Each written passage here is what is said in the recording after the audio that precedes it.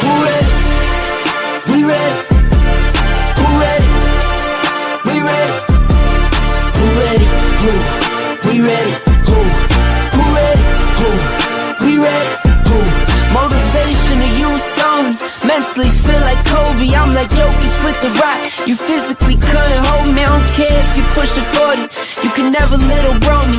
Euro step like Ginobili. From young OG to the OG. From nosebleeds to floor seats.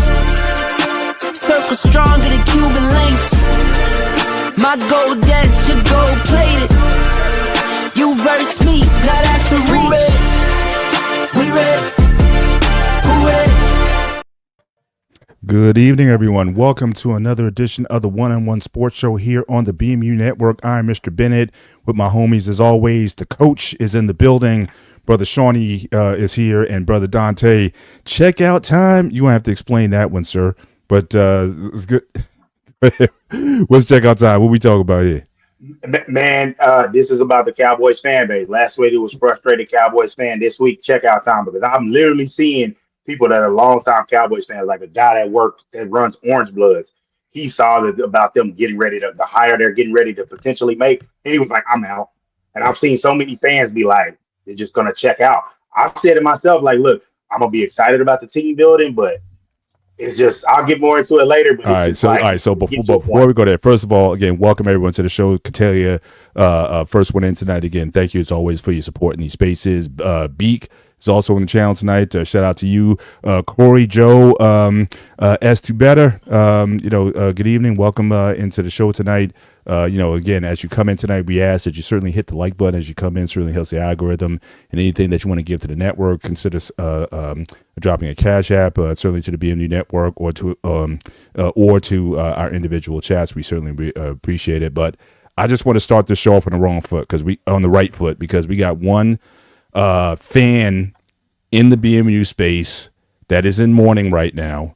And I just want to say off the rip, our man JT from What We Know podcast, it wasn't any of us on this panel. It was BMU who put that thumbnail up there. So he did it to me last week. Now he's doing it to you this week. But, just in full disclosure, we had nothing to do with it. But we may get into it early just so we can just kill the issue, because I know you're in mourning and shock over the events that have transpired in the last few days. And then add insult to injury, the OC from Detroit just got picked up and hired by the Chicago Bears. I watched his press conference earlier today. So it's just a tough time to be a Detroit Lions fan right now. But I tell you, that is some straight up hate coming from BMU. It's my turn.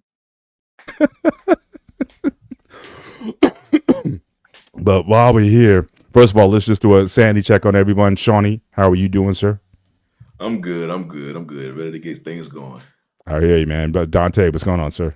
Man, life is great. Sports life, sports fanhood. All right, so it's all about bounce. All right, and the coach, what's going on, sir? How are you doing?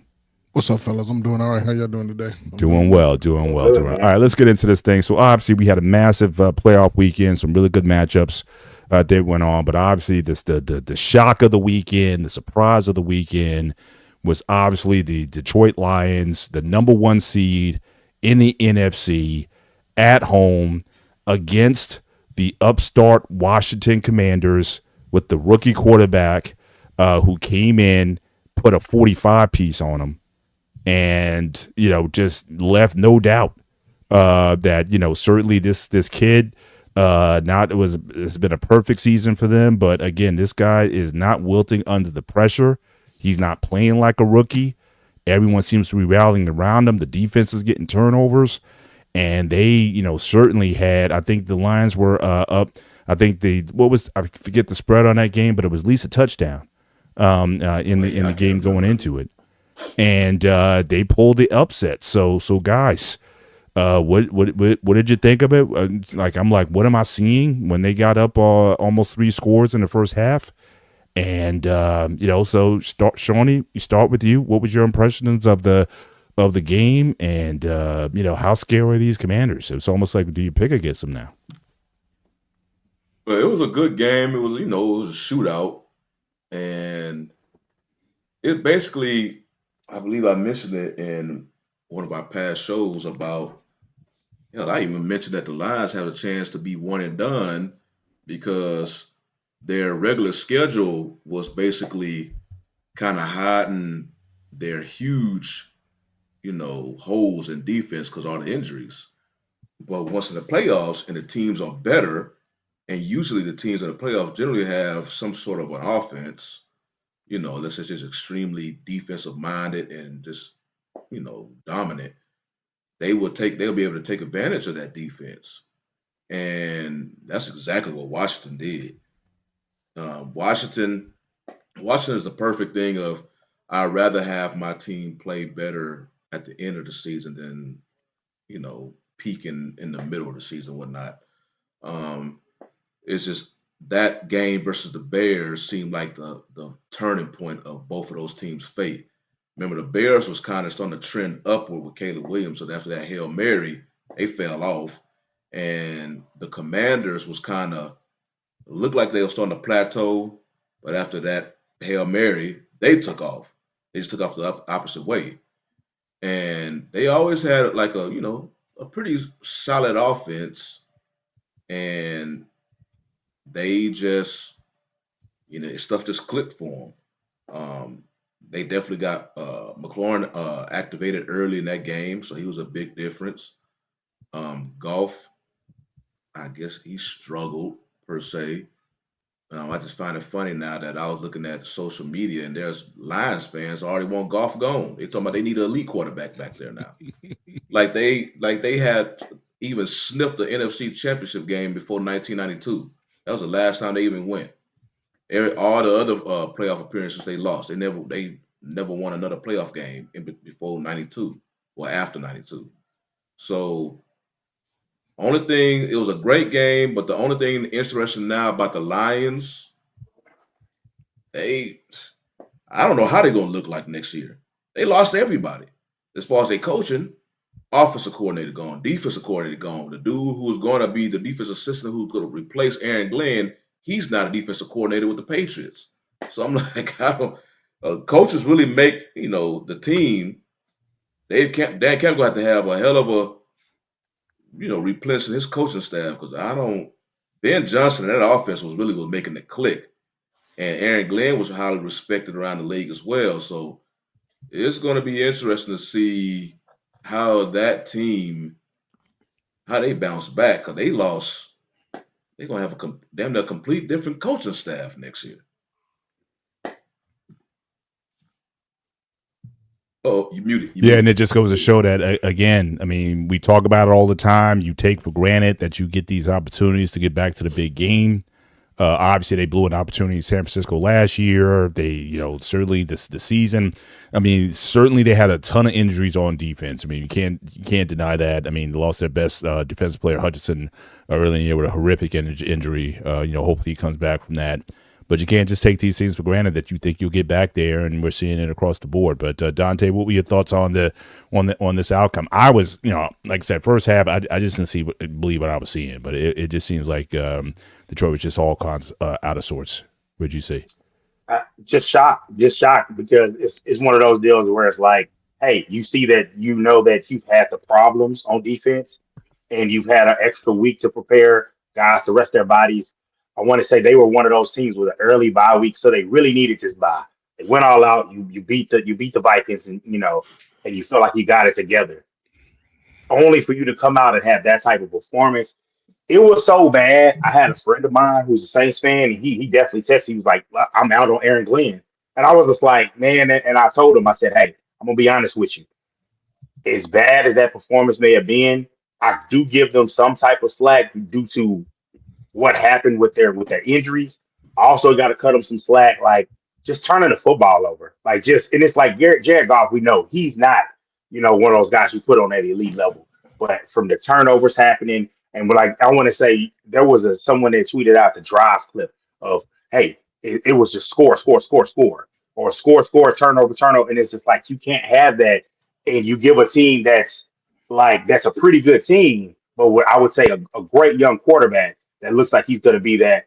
But a team that's pretty good, you give them all the ammunition that they don't have the power on it. And now it's for the first time, and I don't know when, the Detroit Lions with the pressure on your shoulders, where you're expected to be here, you're the number one seed, and the tide just shifted, and it was just like I couldn't believe it.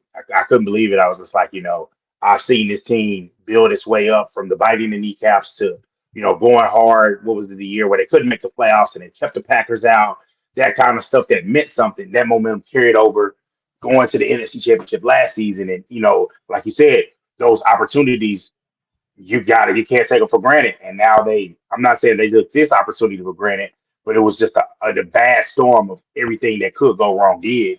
And that now they're at home, and now it's the worst thing because you lose. You were going to lose the coordinators, so now you lose the coordinators, and got people to pay, and now you're at the situation where the fan base is going from the local losers are, hey, we can't wait for the chance. Now there's expectation, so now you're coming into next season with more pressure, new coordinators coming in, and it's just kind of like the lovable story that everybody said, and some people even accused them of being cocky. They said, oh, they got too cocky, and now look what happened. Yeah, it reminds me, if you guys go back a few years, I remember the New York Jets with Rex Ryan. They made back-to-back AFC Championship games and whatnot, and he came in there with that bluster and whatnot. But just in those championship games, it was just stuff just didn't go their way. But at least they got there. But to lose in your first round coming out of the bye, that's. And like I said, now there's a total team upheaval. So, Coach, you've. Obviously, from the players' perspective, from the game perspective, even for the coaching, just being uprooted like the way it was. What your thoughts on the game, and what do you think Detroit goes from here? I'm not surprised by the outcome of the game. Washington had nothing to lose. They was in the perfect position. They had nothing to lose. Detroit had everything to lose for this game. Mm-hmm. But also, Detroit has never been in this position. None of these players have been in this position, even the coach. So. And then I think Detroit had a couple of injuries throughout the game, so that sort of decimates your team. Their defense was limping coming into this for sure. It just goes to show that with this young quarterback Daniels, if he stays healthy, he could probably be one of the greatest that ever played the game. But this is his rookie year. We've seen it before. Players have a great rookie year. Sophomore season, it sort of dies out a little bit, but. I'm not surprised by the outcome. Washington has been on a great momentum swing for the last 4 or 5 games, and they have a well-balanced attack. Now that he's running more, it's going to be difficult for any defense to sort of figure out a game plan for Washington. But, hey, salute to him, man. Detroit, maybe next year, man, but we'll see. Hire Dante and Shawnee as y'all coordinators. Y'all might get a little bit done. I love it. Yeah. I responded to this Scorched Earth comment. He was saying about the 49ers, how they deal with injuries and a new DC every year. Most of the time when teams, hire it's a gift and a curse for franchises if they have good assistants. You already know pretty much the next year there's a good chance you're going to lose them to a head coaching gig sometime. Mm-hmm. But normally they have their own little pipeline within the team, like, okay, you DC, that DC goes on to another place, usually like a defensive back coach or, somebody that's already currently on the roster, unless it just happens to be a stud coordinator just free up that next offseason. But usually somebody on the roster gets promoted up to that coordinator position. With the Lions case, they lost their stud offensive coordinator, their stud defensive coordinator, and the replacement to that defensive coordinator. So they losing on all levels. 49ers have to feel like when they lost Salah to the Jets, and hell, then they lost D'Amico Ryans, who was Salah's replacement. And now their defense is not looking up to par, even though they had their share of injuries. But that's just with the Lions. It's just they lost everybody at the same time. Yeah, and then it really hits them harder because you even lost your replacement. Right. So now it's like you got to go a little bit deeper. Maybe this next person on the staff was probably like a year or two, away, but maybe you have to be forced to either move him up earlier than expected, especially because they knew Glenn was going to get his opportunity, but they thought the dude right next to him was going, okay, we got our replacement, and the Patriots like, we need him and put that money down on the table. So it's just they lost everything at the same time, so it's going to be a challenge for them to fill the spots back up. And just conversely, I mean, can't leave just Washington in general out of this equation. Just the turnaround. I mean, think about it, like 3 years ago, this is one of the most dysfunctional franchises in the NFL. They had sex scandals. We all know about the former owner and all his business, the internal investigations. And he was like, look, I got blood on everybody in the league, and I'm going to spit everything out. Getting him out of football to turn this around, so they go from being the Redskins to the Washington football team to the Commanders, and now again they're playing in the NFC Championship game in like a 3-year period. So this is like one of the greatest turnarounds. The only thing I could think that might be a little close, I know that Houston's team again 3-4 years ago, in the wake of Deshaun Watson going and all those coaching changes and whatnot, and they seem to be on a good standing now. Yeah, Magic Johnson effect. It's the culture change. Culture, but it's amazing how just a change in culture, and Coach, you maybe talk a little bit about that. How just a change in personnel, a change in culture, can really have can pay dividends, quick dividends. How you could turn around something that, again, for 20. How long did Snyder own that team? 20 something years, almost 30 years. Over, yeah. I want to say probably like he didn't want to sell that team. Not me in 20 years. Yeah. So I mean, you look at a team like not hating, but again, you look at the Cowboys. They have certainly a culture that's been there for a minute. So I'm not taking any slights, but it could very well be that they're winning championships, absolutely. But you guys may have to, Jerry may have to go. Now, again, I don't know. Does the team now? If he, God forbid, I'm not wishing this or anything. If he passes, does his son does he automatically become the owner of the team? Is there a transition plan?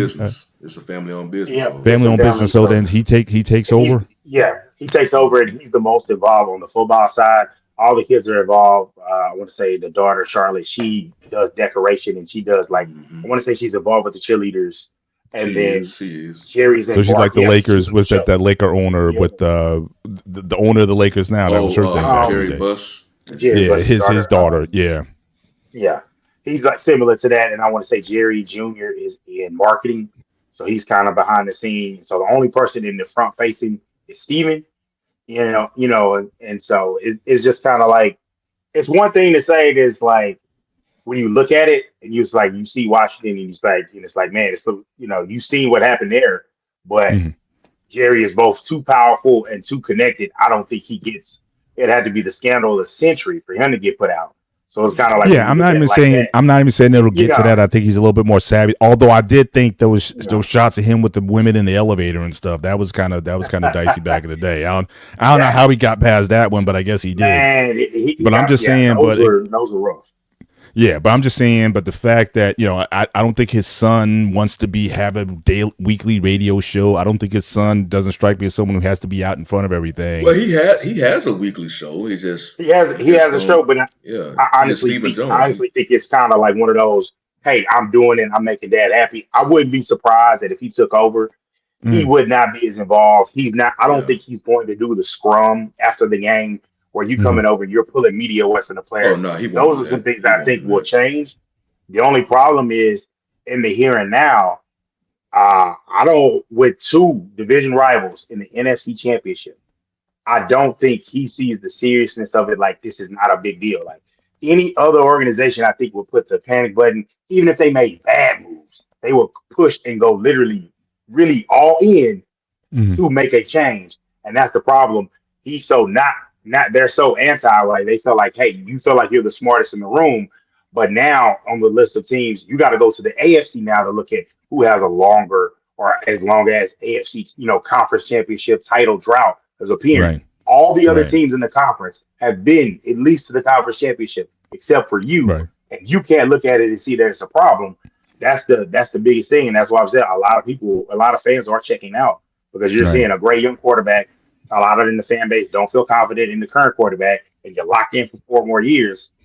So it's just like there's not a lot of optimism at all. It's like you still root for the team, but it's just kind of like it's a bad time. Like I don't even want to watch the NFC Championship game. It's like Yeah. I So hate watch loser. the teams that I hate So watch the teams so that my you said what store what?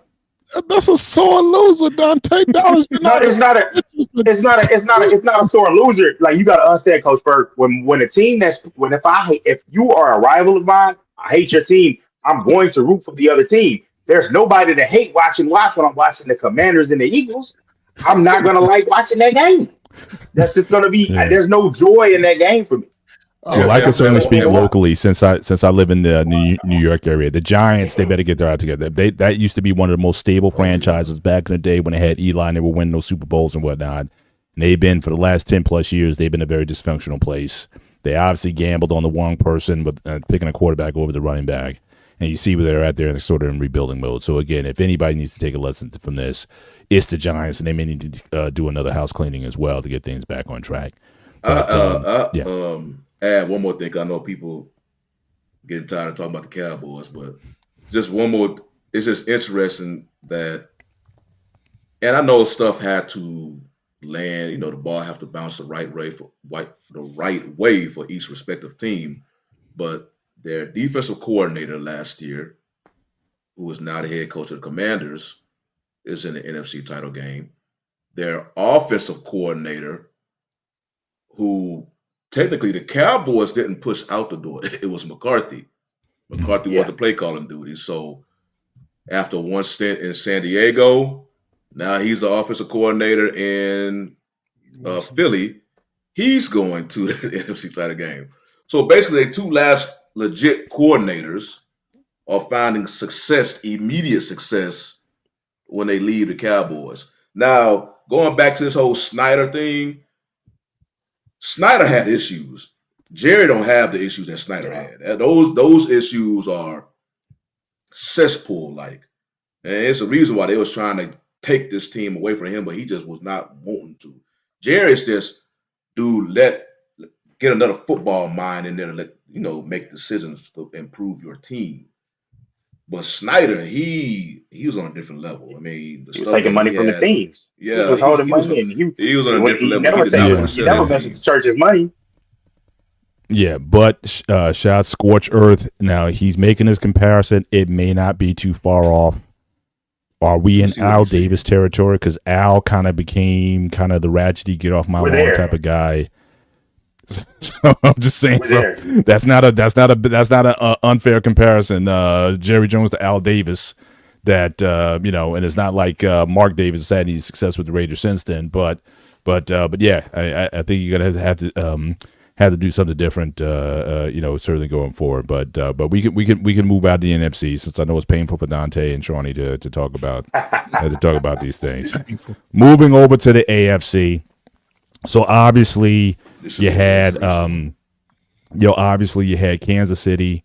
They did certainly doing their thing. Making sure that they won. But I really want to focus on obviously the game of the week. Obviously was Buffalo and the Ravens. Yet again, they look fine against my team. So I can only say so much. But once again, Lamar Jackson, 2 turnovers in the game, 1 interception, 1 fumble. Mark Andrews, who put an APB out on him, still hasn't talked to anybody since that loss. Certainly a lot on him. He wasn't even there at the Monday cleanup, cleaning your locker out. He wasn't there either. So it's like, look, maybe time to man up. But again, so how much do you guys want to put this on Lamar? I mean, it's almost like, him, it's like he's almost in a situation where the team has to play almost perfect. They can't get past an average or subpar performance. I thought he played very well in the second half. But I mean, you figure the Buffalo quarterback, I think he only had 100. I don't think he had 150 yards passing in the game. They just find a way to win. But it's like with Lamar, it's like there's so much pressure on him to, I guess, get over this hump that so it's difficult to overcome. But again, it's difficult for anybody to overcome 4 turnovers, and you still had an opportunity to tie the game at the end. Again, Mark Andrews, again, a shoe-in catch to tie the game, to put it into overtime, see what happens, drops that as well. So again, you just can't have that kind of dysfunction for any team to win. But because it's Lamar, we're having this conversation again. And again, we already talked about with Detroit and with the 49ers, the window closes very quickly. So another question is, again, will Lamar, how much faith do you have in the Ravens and Lamar to get over this hump for him to get to a Super Bowl, let alone win a Super Bowl? So again, your thoughts on the game, percentage of blame you put on Lamar, his performance in the game, and then again, is his window to win a championship, is it closing? Especially also given who he's got to go up against. As long as Mahomes is there, you still got Burrow in Cincinnati, Josh Allen in Buffalo. He's going to have to, find a way to go over this. So just overall, so again, we start again, Shawnee, and we'll just kind of go around the room. Well, what do you guys think? I'm gonna go last on this one because I got Okay. I said let's start with Coach. Coach, you start first, and we'll finish with Shawnee. I don't think his window's closing. He still has a lot of good years, at least 10 more good years. Problem is he's 28. He's relatively healthy. He can play to 40. We've seen it with players already, still struggling at 40. But I don't think the window's closing. Those mistakes every year in the playoffs are going to cost you, and it just goes to show that sometimes he's careless and crucial. I don't think it affected the outcome of the game. But the defense was struggling also, so your defense has to stop teams on third down. And Buffalo came up with the perfect recipe. You must run the ball. And they were running the ball at the Ravens, and the Ravens couldn't stop it, but the Ravens must bring everybody back. Get a few more pieces on defense, bring everybody back. They must bring Derrick Henry back. If they let him go, they're going to be in rebuilding mode just about, because it's hard to find a running back of his talent. But, 2 turnovers, and you still had a chance to win the game. I'll take that any day of the week. It's just that they didn't execute. You can blame it on the weather. You can blame it on anything. But they just didn't execute in the crucial points of the game. So that cost them the game. I will say this, though. I think that game determined I think that game determined the MVP right there. Oh, so you think it's going to Josh Allen? Yeah, I think it's going to go to Josh Allen. I mentioned something about that. Gotcha. Yeah. Dante, what are your thoughts on the game? Again, the game on Lamar and his shout out to What We Know podcast. Like I said, it wasn't us, bro. It was like the song. It wasn't me. So it was, we didn't set it up, but good.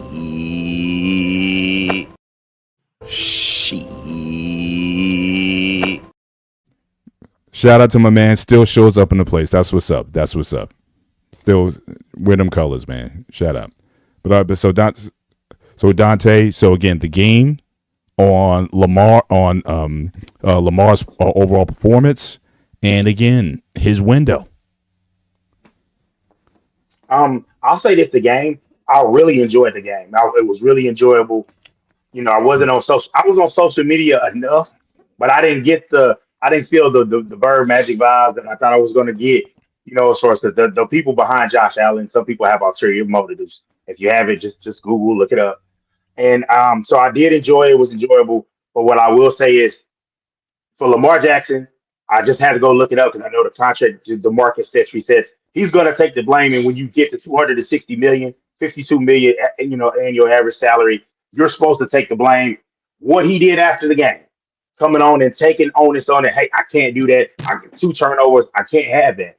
A lot of the fans were trying to blame Mark Andrews. Mark Andrews makes a nice salary, but he's not the guy. The head guy has to take that. He gets the credit when they win. He gets the lion's share of the credit he takes. So he has to take the brunt of the stuff when they lose. I will say this. I looked at when he walked off the field at halftime. I like how they said, look, Lamar is looking at this like, hey, we got a chance in this. You want your leaders to be composed like that. He came out, put the team in position to win, but you still can't. Where are they if they don't have those 2 turnovers? So I don't agree with those was like, hey, it didn't come in the outcome. It did. That's what ended up putting them back, put them in a deeper hole. But they got that drive that set them up for points. He even said that after he even said that in the presser. That put us in bad position. The pick, you just can't have no pick like that. Like, I can see it if it's a certain play, but sometimes you got to check it down, or sometimes take off and run with it. But no, he has to eliminate the turnovers and cut those down. I don't think with him being 28.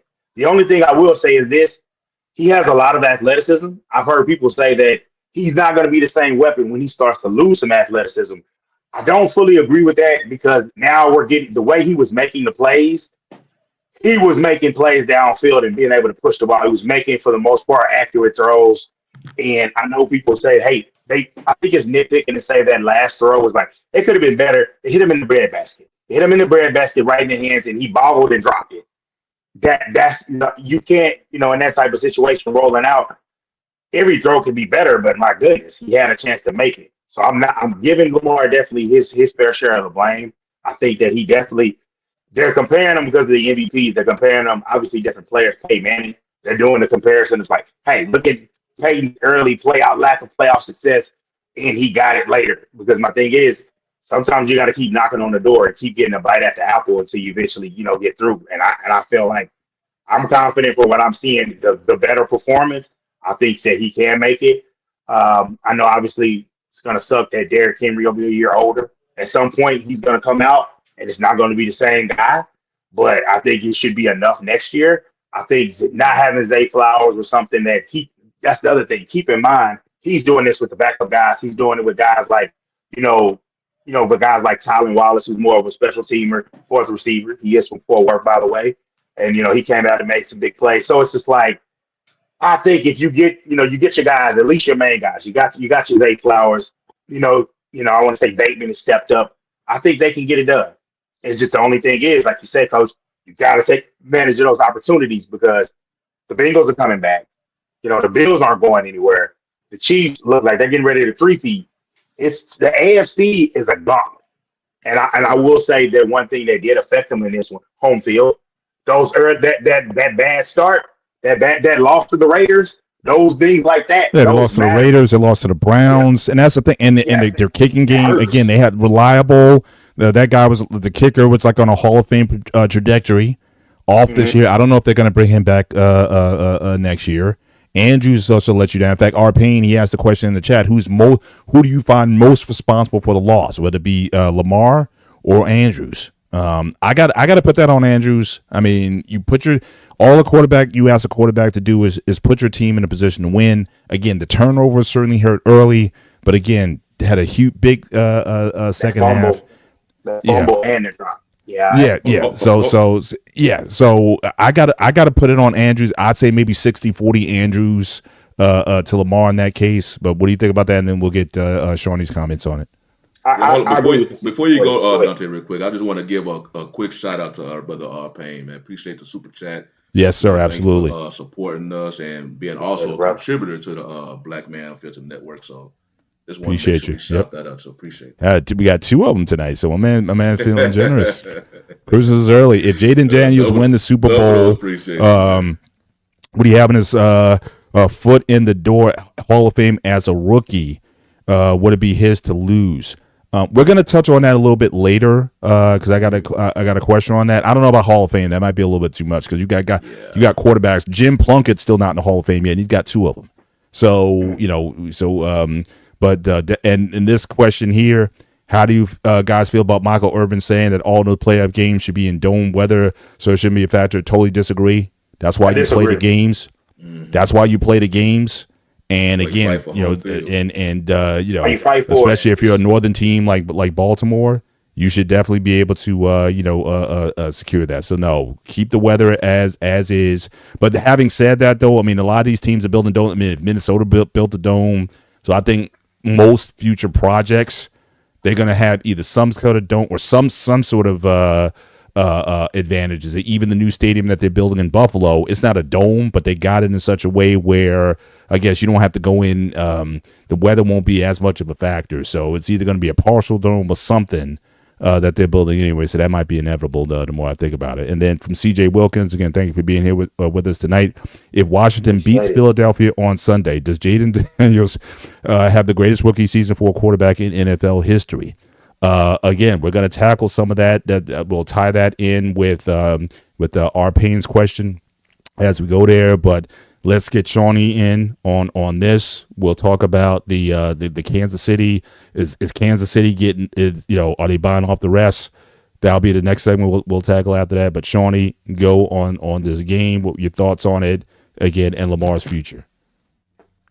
Well, first, Mark Andrews, you're going to have to show up and answer some questions to the media, man, because I understand that, it's hard loss, because of everybody going to talk about the final play. But what's happening, your teammates are having to answer these questions because they can't ask you. So now they have to kind of answer questions on your behalf. And it's kind of, Lamar's already going to take pretty much every dart because he's a quarterback. And even darts that was meant for you, he's going to take those just because he's the quarterback. Remember, those two was drafted together. They've been with each other since they've been in the NFL in 2018. So Lamar's definitely. I don't know if y'all saw a clip, but after Andrews, had that drop, Lamar was one of the first ones to go talk to him on the bench. So he's always going to have Andrews back. So just make sure you have his back. Stand up in front and answer the questions. To me, it was a drop. It was a unfortunate play, but it happens. You've seen crucial drops like that. Knowing Lamar, he probably would have put that more on a rope to make it an easy catch for his tight end. But it still hit him in the stomach area. Andrews will catch that 10 out of 10 times. It's just this 11th time he dropped it. So, it happens.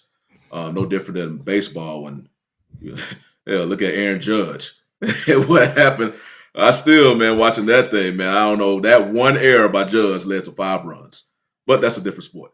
But going to Lamar,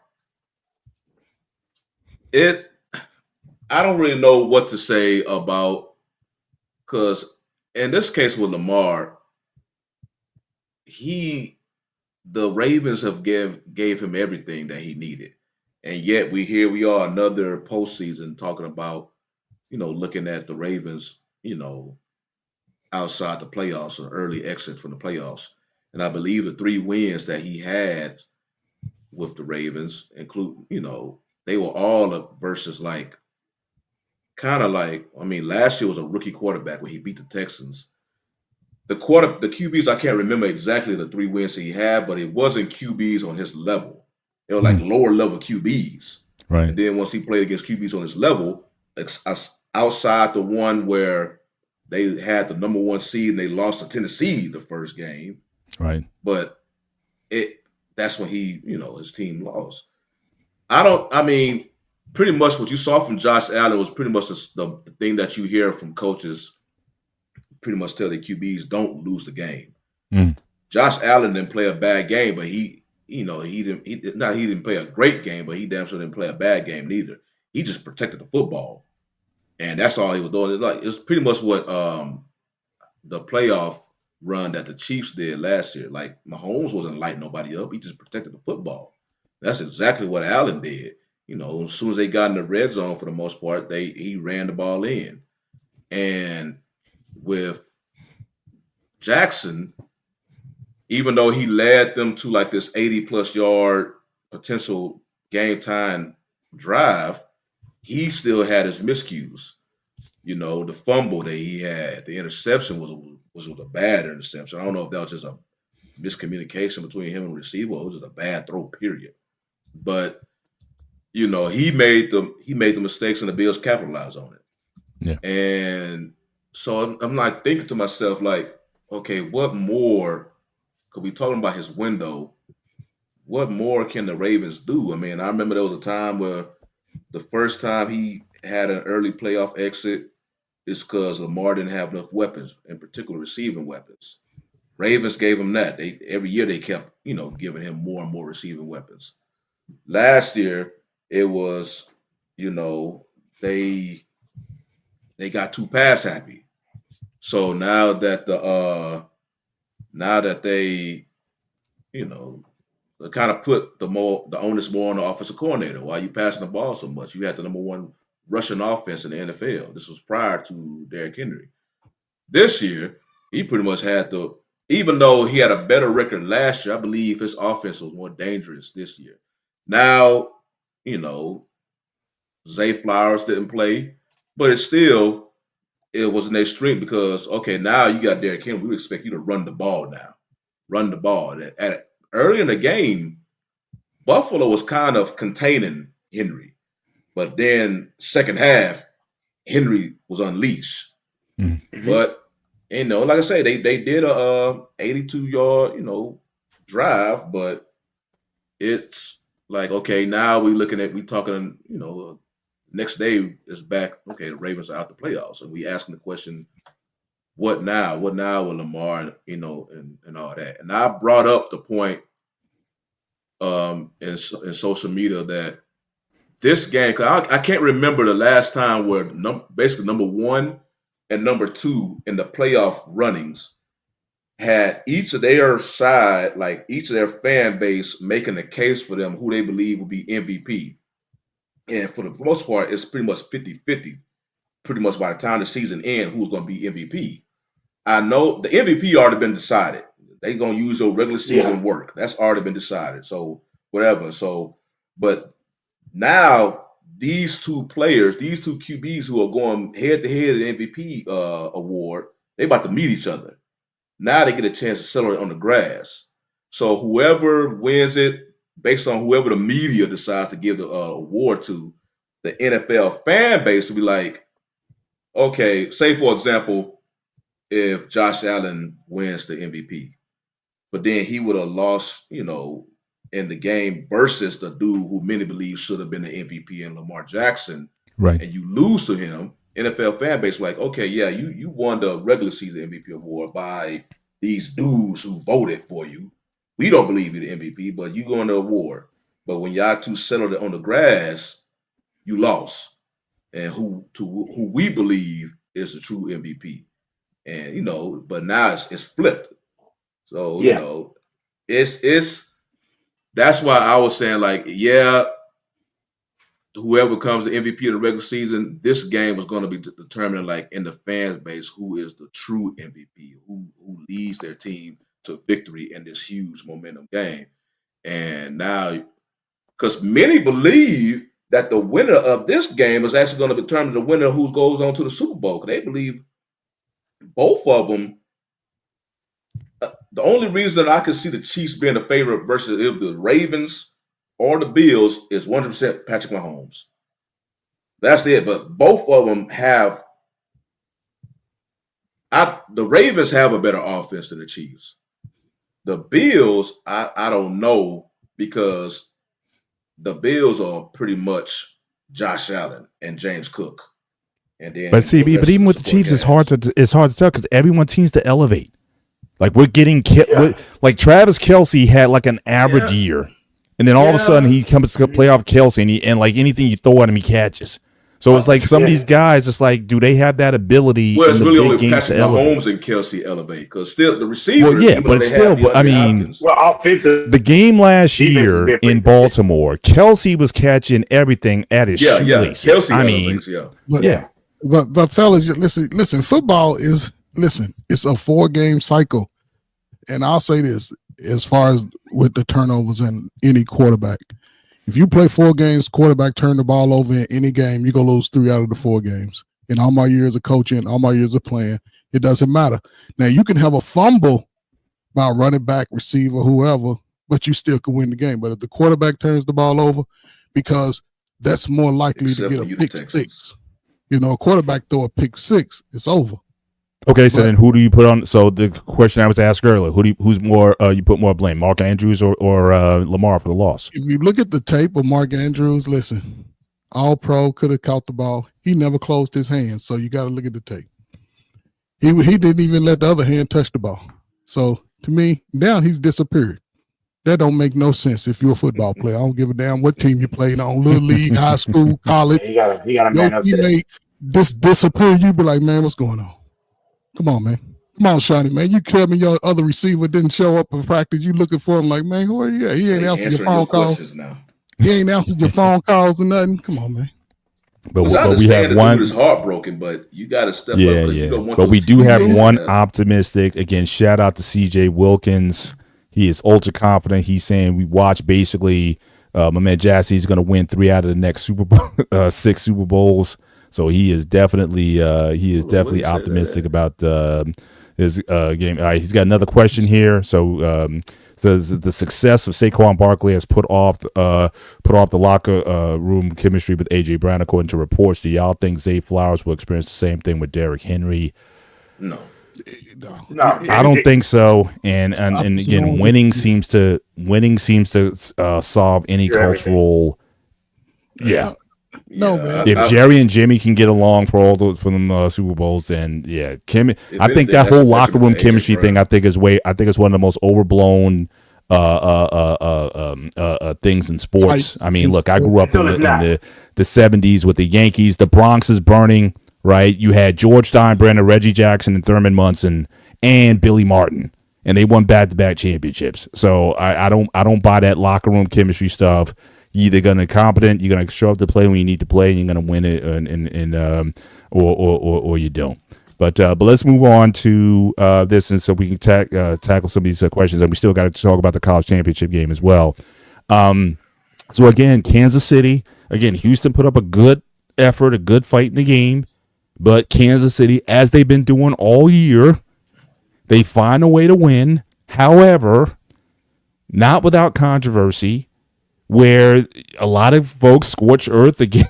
He's going off saying, paying off the refs. There's an infamous picture going around of Patrick Mahomes hugging one of the referees. Yeah, hug the refs. So the question is, again, are the refs? I mean, shout out to them. Again, this is Patrick Mahomes' 7th consecutive AFC championship, 4 Super Bowl appearances, 3 championships. Never lost in the divisional round. Correct. So again, is there? Do you find out? Now again, some of those calls, the roughing call. Again, when they played it again, he got hit on the shoulder. He wasn't hitting the head. But the way I'm looking at this, it's like if you on that level, we grew up with the Jordan rules, right? And we look, and who can forget Tom Brady with the tuck rule? How many times were the Ravens knocking on the door to knock off Tom Brady, but then the refs gave him an advantageous call of some kind? So does this just go with the territory of when you're like in that GOAT level status? Do the referees look at you a little bit different, and they are going to give you the benefit of the doubt when it comes to a close call like that? Are the refs essentially handing the Kansas City, which it seems to be the claim right now, are they being handed the opportunity to win a third championship and three-peat, or is it that's just football? I mean, how often are we going to argue over whether when MJ back in the day or Tom Brady? What do you guys say about this? Obviously, BMU's not happy about the calls either. So what do you think? Let's start with the coach.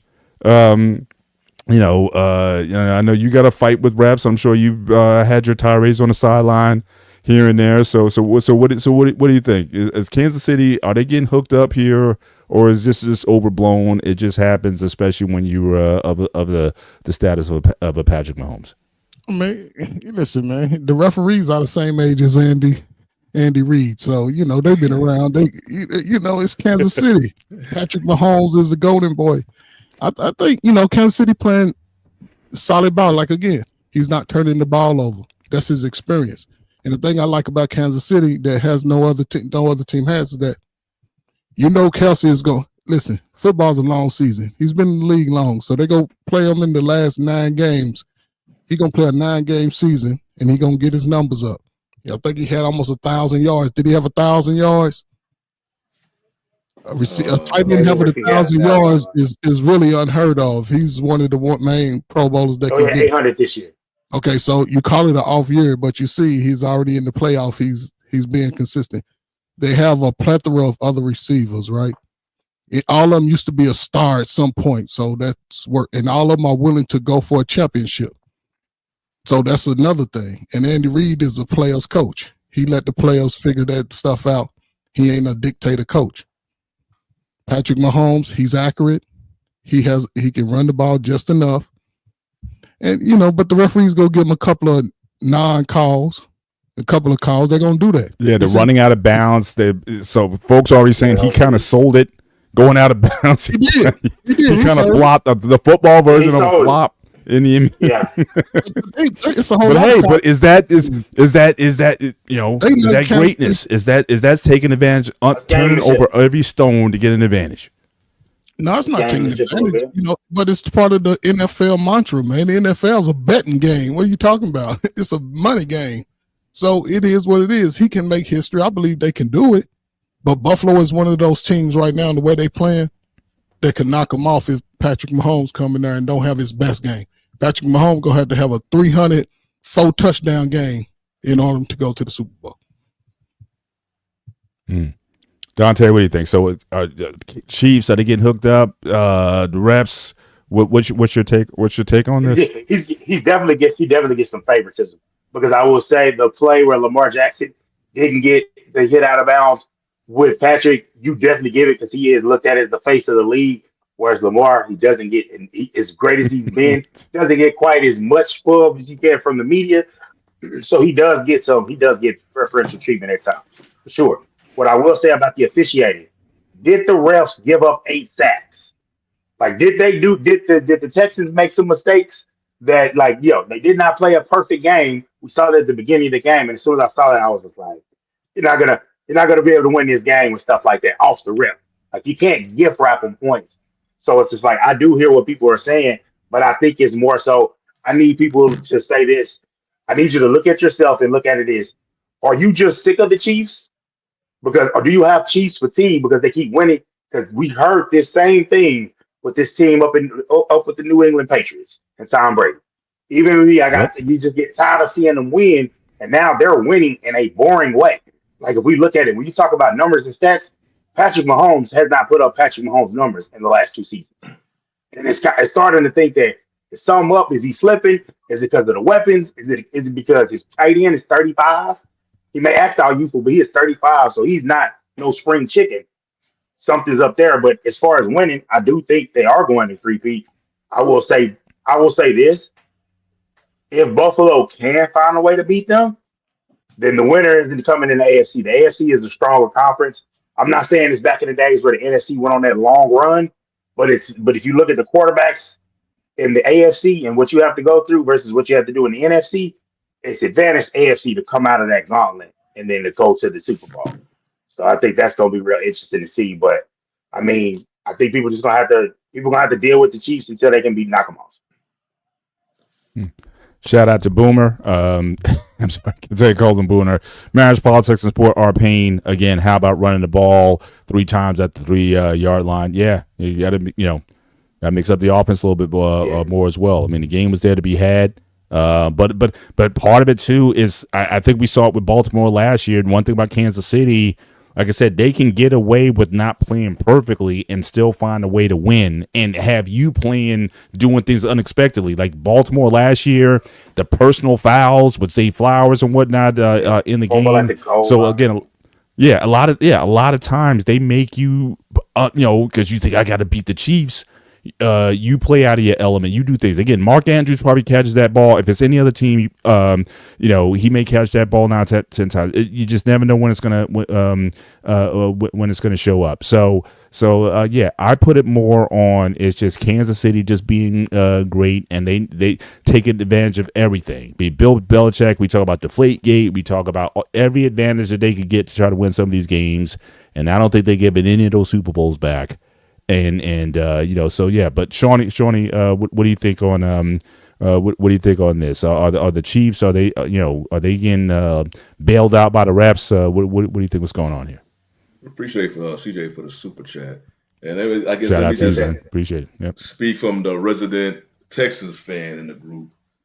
Me personally, I like watching great teams. I don't hate a team because you watch them in the midst of their greatness. If they winning, hell, they're a good team. They winning. As far as the Chiefs, I think it is something as far as when the players, when before they even enter the game, especially a big game versus the Chiefs, in particular in the playoffs, they have to wrap their minds around. They literally have to play a perfect game.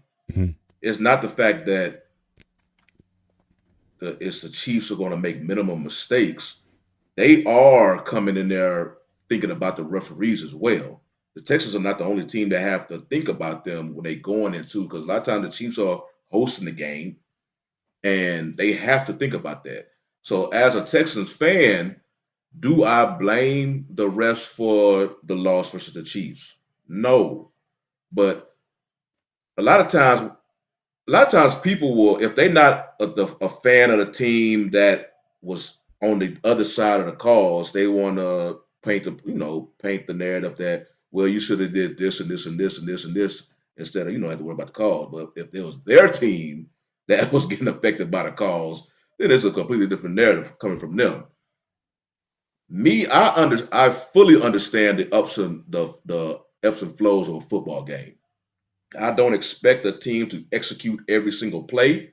I understand there's a team on the other side of football, the defense side of the ball, who gets paid just as much as the offensive side of the ball, who is designed to stop them. And with that, when there's potential turnovers or maybe a back and forth game, and you're just waiting for the other team to crack. In this particular game, it was a defensive battle for the most part. And Kansas City was not blowing the socks off of Houston and vice versa. They was going, the defense was showing up on both ends. And it just so happened that the two controversial calls actually led to 10 points for KC. Mhm. The other one, the Will Anderson, I guess, I don't know what you call it, the helmet to the face, whatever, Alleged. The one that happened in the first quarter. Yeah. That led to him being a 6-3 game. That was early in the game. Yeah, that was early. You hate to see that, but it's still a whole lot of football left. I hear. That I hear. the big one was, people forget, it was a 12-13 game at the time. It would have been tied up, but Houston was having a kicker issues. All of a sudden, Yep. Fairbairn just could not kick the ball. He missed 3 field goals. This dude can hit a 50-yarder like he was kicking from the 20-yard line. But all of a sudden, he chooses that game just to miss everything. I don't know if it was the weather. It's yeah. But I don't know. So 12-13, and they was pretty much holding, keeping KC at bay for the most part until, I remember this play. Mahomes is definitely trying to manipulate the rules because right now the quarterback's got a force field around them. A defensive player can't touch them at all. I remember that one play where he looked like he was about to go out of bounds, but also he saw that kind of tightrope to the sideline, trying to kind of slow down to force him a late hit. But on this particular play with the call, he was running around, scrambling, running around. He became a runner. And then when he was surrounded by Houston defenders, all of a sudden he slides. Like he all of a sudden, like it's too late, but he slides. And then there's no help that the two players hit each other. They collided with each other and not really a face mask hit Mahomes' head. But the NFL, basically, they look like, if it looks like contact to the head of a quarterback, they're going to throw the flag. And the NFL is always going to back their referees, so there's really nothing you could do about it. Right. But that pretty much put the clincher in because KC went and scored on that drive and extended their drive. And like I say, the game was a back and forth defensive battle. So, yeah, do I believe that call? Houston had the opportunity. Like I say, they field goal kicker just could not kick a field goal. But in that game, when it's a tight game and literally every play matters, and then the Chiefs get the benefit of a call that allows them to continue their drive, in which they ultimately scored a touchdown. Yes, it's going to be for the opposing fan base to be like, well, damn, man, it's like it's like the inevitable. You know it's going to happen at some point in that game. You hope it happens early in the game, but if it happens and it's a close battle like this game was, and it happens like late in the third quarter, and it's a momentum changer, you be like, well, damn. You just know it's going to happen. So it's hard to sit here and say like, man, that call was not the reason that the Texans lost. But you understand because it was such a close battle at the time. Like I said, it was 12-13. It was a huge push for KC. And, so I think for the longest, that's probably the best because pretty much, I don't know if y'all remember the 2020 playoff game between Texas and the Chiefs. That's when the Texans went off and had a 24-0 lead, and all of a sudden the defense gave up 7 straight touchdown possessions. That's when Washington was a quarterback. So that's what you was hearing about with KC. So usually they don't fare well because they only beat the Chiefs once in the Mahomes era. But this game looked like it was, okay, we had a chance, but that call definitely just took out the air from the Texas fan base. No doubt. Yeah, but I think it just boils down to, again, when you're great, you get favored like that. He definitely get perfect because don't interrupt you, Mr. Bennett, but he definitely gets the benefit of the calls because if you remember during the Commanders and Lions games, Goff took a shot right after he threw that interception, and then they was they didn't go. But it wouldn't change. They would still have possession. It just would have been 15 yards. They wouldn't have lost the possession. But you're right. But they definitely missed one. If that would have happened to Mahomes, they would have said, "Nah, get the ball back to the Chiefs." Stays with Kansas City. Now you may have something to say, but certainly I want to go back to, because it's been requested again. Shout out to R. Payne, Marriage, Politics, and Sports. Go check him out on his site as well, and also from CJ. So again, we got to go back and talk about Jaden Daniels. So again, the guy's going on the road, beat Tampa Bay at home, upset the number 1 seed at home. Now they're going to Philly, which is a very familiar place. Last time they won, I know Hurts got hurt in that game, whatever, in Washington. He came back and won it. But he has as good a shot of winning that game and going to the Super Bowl. So first question again, if Jaden Daniels wins the Super Bowl, so our Payne needs to be even more optimistic. Let's get past Sunday, but I'll entertain the question. If he wins the Super Bowl, would he get a foot in the door as far as the Football Hall of Fame as a rookie? All right. And then CJ had asked, if Washington beats Philly on Sunday, does Jaden Daniels have the greatest rookie season for a quarterback in NFL history? I would have to say yes. I can't recall a rookie quarterback going to the Super Bowl. I'm going all the way back in history trying to find one. I can't think of one off the top. I know second-year quarterbacks that have done it, but not rookies that have done that. So he'll definitely have the greatest rookie season of all time, certainly at the QB position. Hall of Fame, I would say no, because I think Hall of Fame to me is about being great, not good, but great over a period of time. And so he can get there even if he wins it. And like I said, you got quarterbacks. Jim Plunkett's got 2 Super Bowl wins. Is not in the Hall of Fame. A lot of quarterbacks have a Super Bowl victory. Not in the Hall of Fame. Eli. Now again, I think Eli's going to get in. I don't think he'll get in on first ballot. That I don't think. First ballot. He is not first ballot Hall of Fame. Yeah, because if you look at the latter half of his career, it was pretty bad. So I think that I think it'd be premature. But what do you guys think, Coach? What do you think about Jaden? Let's say he runs the table. What does this say about him? And I'll even throw another scenario in there. What is the greater achievement, the greater one? If Patrick Mahomes three-peats, or Jaden Daniels wins the Super Bowl as a rookie? Which is the greater of those? And let's go around. Okay, so for the first question with Jaden Daniels, if he runs the table, win the Super Bowl, he's a first ballot Hall of Famer. If he doesn't First get any ballot? Yeah, he's first ballot. That's a feat never been done. So you got to, and the only thing he got to do is be 500 the rest of his career.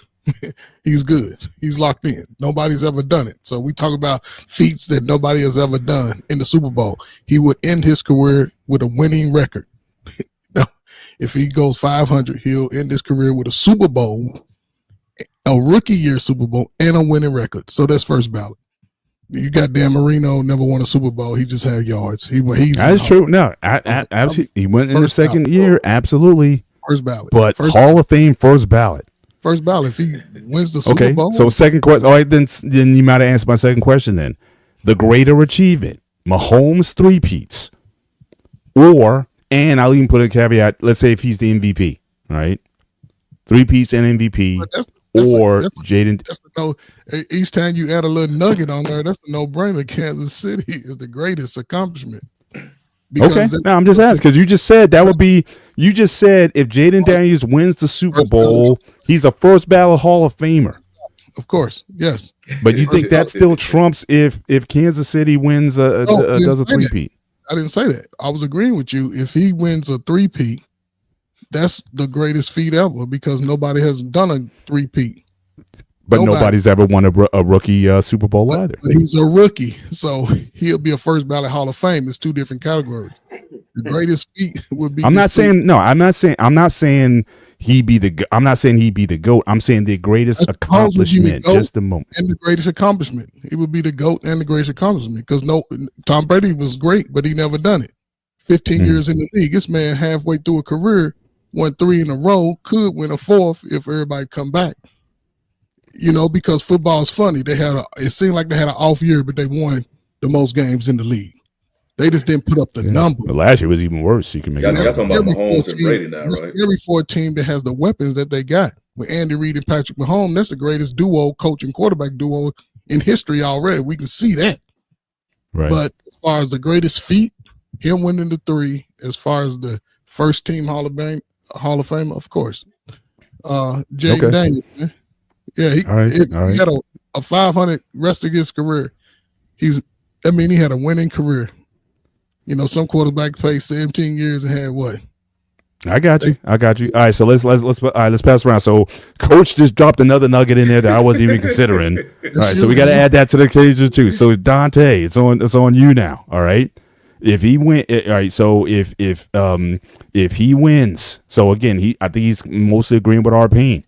If he wins, is he a Hall of Famer, regardless of what he does the rest of his career? And again, what is the greater feat? Him winning a Super Bowl as a rookie, or Patrick Mahomes three-peating? Which is the greater feat in your opinion? That's easy for me because I hate that baseball's Hall of Fame standard is so high. But I feel like even in football, which I think does it right, even though in later years they have let some guys in, I was like, but everybody has those ones that she's like, hey, people debate. Absolutely not. If he wins the Super Bowl, he is a Commanders Ring of Honor guy. Immediately. He's immediately Ring of Honor, and he will never have to buy a meal again. He will forever be a legend in that. But the story will be like one of those. You see those, they don't do them anymore, those sports centuries. And you be like, hey, what happened? And then they kind of detail it. That's what it'll be like. It'll be like, hey, he didn't make the Hall, but his name will get posted when they nominate him. They're nice to that. Some guys will be like, hey, up for Hall of Fame nomination, and they'll say his name, but they'll be like, he had a great year. Just won the Super Bowl, then went down after that. But absolutely not. But I will say already, with beating a number 1 seed and everything he's done, he's on the upper echelon, probably best rookie quarterback seasons we ever seen as far as the team success. The stats might not be the same as some others, but he definitely had the team success and big throws. Like he was making big boy throws in that game. I'll say Patrick Mahomes winning 3 because this is the lightning in the bottle at one time if he does win the Super Bowl. Patrick Mahomes has had to done this through 3 playoff runs, and those playoff runs really take a toll on your body. Your season's ended in February. You're getting ready to start. You got to start back in like April, May. So it's like, no, I absolutely the 3-peat because it's something in the Super Bowl era we hadn't seen. All right, now let me add, now just to add on what Coach was saying. GOAT, is he the GOAT if he wins 3? Brady's got 7. Brady's got 7. So is he the GOAT, even though he's got more? For me, I would say just as far as the ability, he definitely in the conversation because from just looking at they saw when I was basically full football watching age when Brady won the first one. They didn't win that because of him. They could have gave that to Lawyer Malloy. They could have gave that to Ty Law. They could have gave that to a lot of different guys. He was not the impressive guy at that time. From day one, Mahomes has been impressive. So you go and look at the stats, the regular season stats, the playoff stats. When you see it, it's like they're here because of him. You had a quarterback getting you to the playoffs. He immediately elevated them and 7 straight conference championships. So that because even Montana's still in the conversation, even though Brady has more, even with a loss. I think you lost once, but the other times you have been the guy that's made it done. He has a legitimate case, and I would say, obviously after this one, Hall of Fame already, and yeah, he's in that GOAT conversation, especially with the 3rd ring. I felt it already from the eye test that it's like, hey, that guy can do things that other quarterbacks could never do. But hang on. We had. Go ahead. Yeah. All right. No. Who'd you say would be your number 1 again? Your all-time quarterback? Who'd you say? I mean, who's the GOAT? Right. So if he wins up, if he 3-peats, who's the GOAT? I mean, my thing is, I'm confident to say that Mahomes is the GOAT if he wins his 3-peat because I don't think even if he doesn't win a 4, it's not going to stop now. He's getting ready. He's not in his 30s yet. And what we've seen from him, especially if he gets some development from Xavier Worthy, a guy that's super lightning fast, that's going to bring the big play back. But that guy's just got to develop. I mean, eventually you're going to move on from Kelsey. And I think that's the thing that's going to really put him up there. When at the end of his career, Brady had Gronk, who is one of the greatest tight ends we've ever seen. Better. I know what's the name has better numbers, but he's better than Kelsey. Just go and look at it. He's better because he played both sides. And I know you can appreciate that, Coach Burke. He put that hand in the ground. He blocked people like physically, like the true old-fashioned tight end. So it's just like I feel like he had that guy at the end. My thing is he had him at the beginning. Who can Mahomes elevate to that level?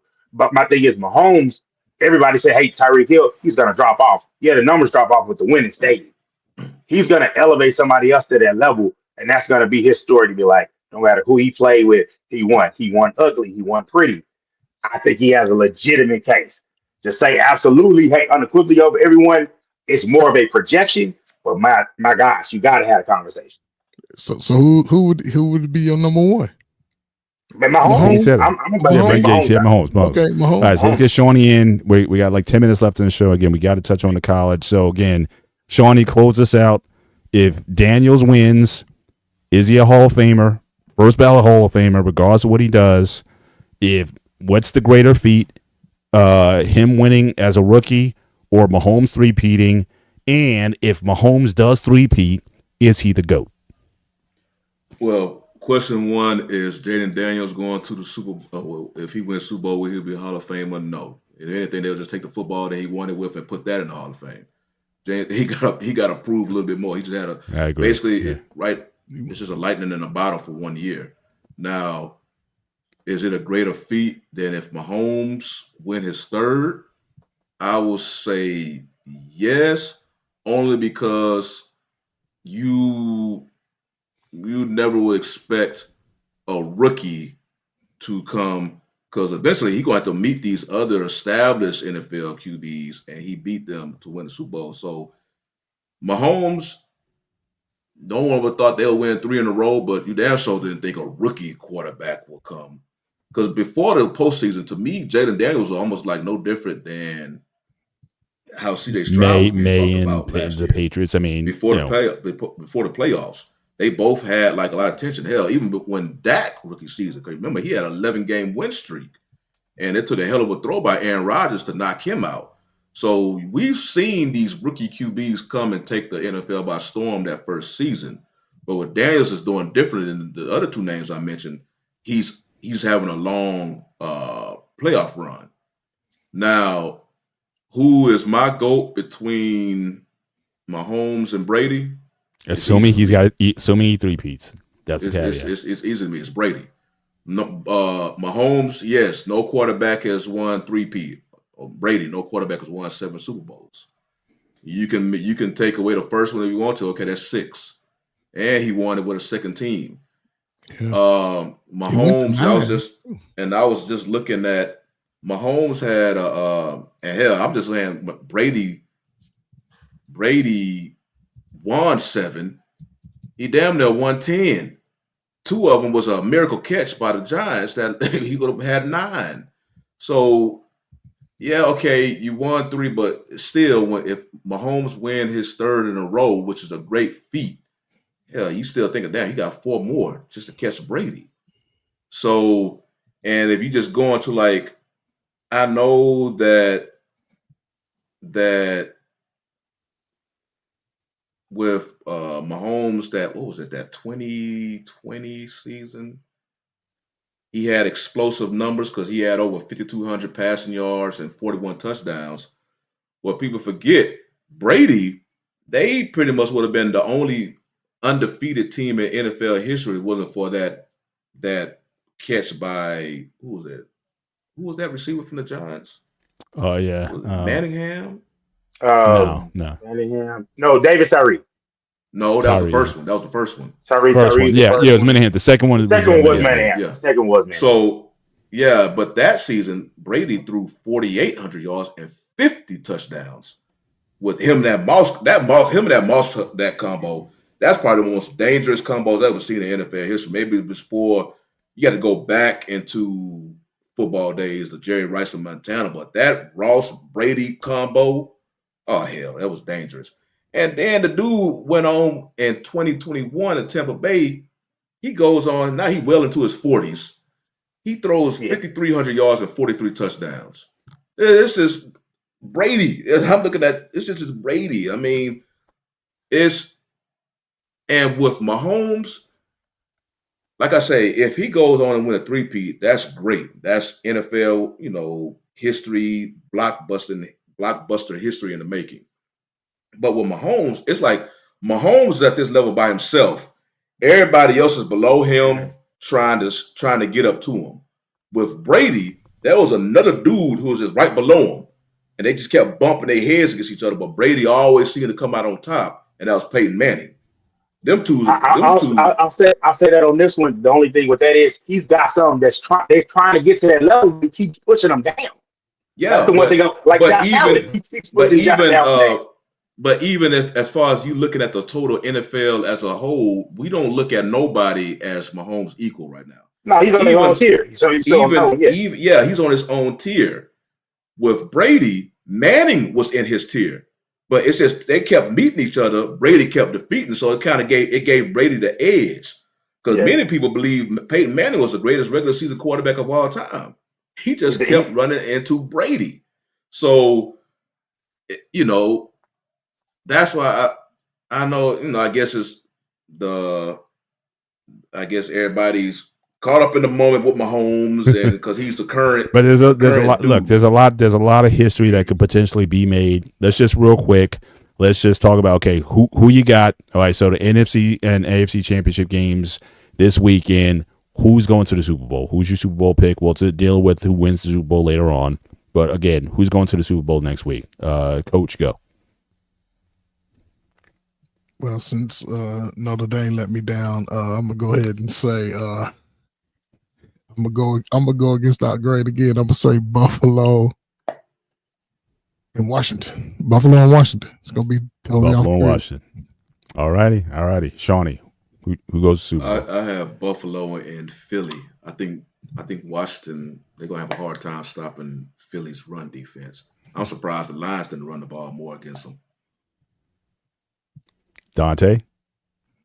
Kansas City and I don't care. No, just say Kansas City and the Eagles. Kansas City and the Eagles. Don't be a hater. Don't be a hater. I think the Eagles. I think Barkley is going to be too much. Barkley is going to be too much for Washington. Yeah, I'm picking. I like the story. I mean, Kansas City and Washington. I mean, I think that'd be one of the greatest stories and matchups. You know, so much on the line there. History on both sides. Two African American quarterbacks going at it in the Super Bowl. So I mean, that to me, that's a great story. I mean, you're gonna get at least one regardless, right? From between the Eagles and the in Washington, but I think that would be a great story. And Kansas City chasing history. I said it all year at the beginning of the year. I picked Kansas City to three-peat. I picked them against the field, and so I gotta ride that out to the end. But last, as we come to the end of the show, obviously we had with so much of the football, we had the college championship. I thought that game was going to be a blowout. You know, I thought certainly Ohio State was well in command. I give credit to Notre Dame for staying in the fight. But again, too many mistakes. Team let them down, especially at the end. Field goal kicker let them down.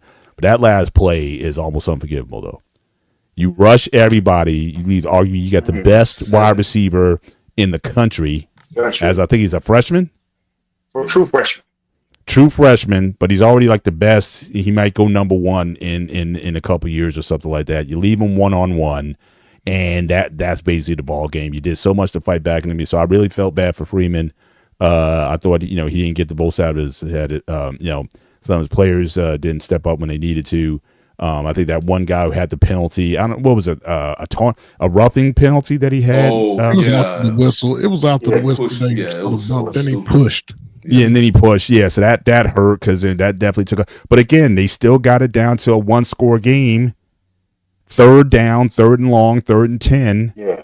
You send everybody, but you leave that guy 1-on-1, and that was the ball game. So, but again, shout out to Freeman. I definitely thought he acquitted himself well with this team. It was definitely looking very bad there. That this was going to be just a walkthrough, similar to what Georgia did to who they played Georgia a couple years ago. They blew somebody out. I think it was one of those Pac-10 teams that might have been Oregon or something like that. But I thought they did a good job. But again, any thoughts on the game outside? I thought that was the game right there. But what did you guys think of the game overall? But it definitely, I just had a question over the game.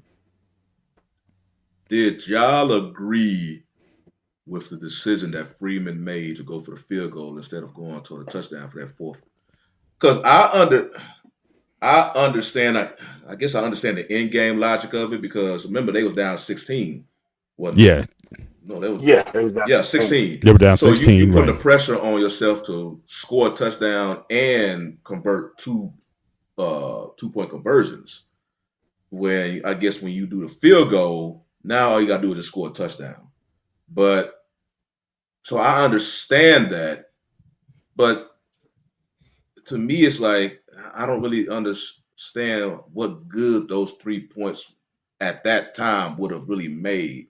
They ultimately end up getting the two possessions. Correct. They would have scored both of their touchdown. But did y'all agree with that call, like going for the 3, which they missed, and going instead of the touchdown because 4th down? Because I heard that Ohio State has a good rush defense in the red zone. And you saw that versus Texas. Really, and I think it's starting to get into the opponent's heads. And you say, we ain't going to try this. And then he just went for the field goal. So what do y'all think? I agree with it. I didn't love it. I didn't love it at the time. But again, the defense stood up and they were able to get they were able to force the 3 and out on the next possession. So it worked out. But it definitely could have went wrong the other way. I probably would have, but I think it was like 4th and long, right? I mean, it wasn't like if it was 4th and short, I'd say okay, let's go for it. But I think it was 4th on the 1-yard line. That was on the 1. You talking about for that field goal attempt? Yeah, that was on the 1 because the quarterback had a chance to go into the end zone, but I think he got tripped up, and then they stopped him. They was on the 2-yard line, and they stopped him. And then they decided to go for a field goal because it was a short field goal. It was a very short field goal. Yeah, it was a very short field goal. Yeah. Yeah, Yeah. I probably still would have went for it in that situation. Yeah, I didn't think the get taking 3 points off the board, that was going to make a difference because you still need 2 touchdowns basically, right? Exactly. Yeah. So Down by 16, you at the 2-yard line. You you're at the 1. You gotta get that touchdown. You know what I'm saying? That's something you have to do, even if you got to call timeout, man. Come up with your best play, man. We need this touchdown. But Yeah. Ohio State, to me, man, real quick, they just punked them after that first drive. and again, we got to go back to the Texas game, right? They said they're very tough inside the red zone, inside the 10. You saw with Texas, they had the picks, they had the fumble recovery for a touchdown going the other way. So they're very tough inside. And really, the only time they were effective outside that first drive of the first quarter, they were only effective going to that wide receiver for Notre Dame. He was balling out. He did a good job with him during the game to that last play. Yeah, so he stepped up big, but anything compressed in, I don't think they had the physicality to run the ball and to really make any headway against that Ohio State defense. So again, certainly the outcome I didn't think was going to be in doubt, but I thought it was certainly a much more entertaining game than I thought it was going to be. But Dante, any further thoughts on the game? No, I was happy that they played a little bit better because it was supposed to be such a blowout. I'm glad they Notre Dame stepped up, and it's just like they just need to look at that game just like Texas needs to look at it and say, hey, you need more. And I would say Notre Dame, which you're not used to, they need more offense. They need a quarterback. They got a receiver. They need more explosion. I mean, hopefully they can stay out of Texas getting those guys like the receiver. He was from the same White House. He's from Austin. And it's just like, God, they just need more of that. And now the portal is closed. But when that second portal opens, I wouldn't be surprised if you see some guys. Now, I hope it's tough for Notre Dame because of the academic standards to kind of pluck some guys. But, hats off to Ohio State. Their roster was made to win a championship with all the recruits they had and the transfer portal, and they actually pulled it off. So, $20 million. That's a lot to. That's a lot of coin to play with, but we're at the end of the show, so we can certainly go around with our final comments. Certainly to close out the show. So, Shawnee, you wanna what you got on your mind? My final thoughts are basically no. My final thought is Eric Bieniemy. Once again, we never got to that. Yeah, we're going through another NFL offseason so far that we have not heard anything about Eric Bieniemy. And I remember during his days during the Chiefs, and when they had that high-powered offense, people was like, because normally if there's an offensive coordinator and having a high-powered offense, normally during the offseason, they have to fight off head coaching opportunities with a stick. Fight him off. You saw that with Ben Johnson this year. He had to decline and say, I'm coming back for Detroit for one more year. But Bieniemy, he never could get that head coaching job. So we all know he took a lateral basically to Washington. But then after one season, he was let go. And then he was also assistant head coach and offensive coordinator for UCLA. After one season, he was let go. And the thing now is both of those 2 spots that he stopped at, their offense, Washington offense was worse than the previous season. UCLA offense, what is it? It's like 133 FBS schools. UCLA total offense finished at 118. Now, this great offensive mind that we was wanting to get a head coaching job, I understand you may not have the best talent with you, but I'm not expecting your offenses to end up at the bottom of the crater like this. So now reports are he's just going to be an offensive analyst for the Washington Huskies.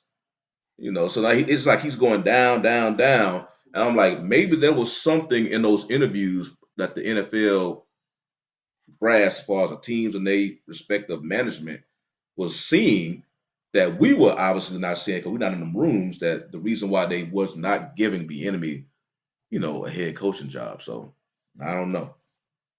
Yeah, like I said that window is short, and and usually these days they pick up the hot OC or DC. They pick them up pretty quickly. So the fact that he was around for a while, yeah, that might have been telling in. Dante, what do you got? Like I got my line here. Checkout time. Like the Cowboys are looking like they might hire Schottenheimer as the new head coach. A guy that has been an OC, a lifelong OC, looked like he was never going to probably get a head coaching job other than maybe an interim.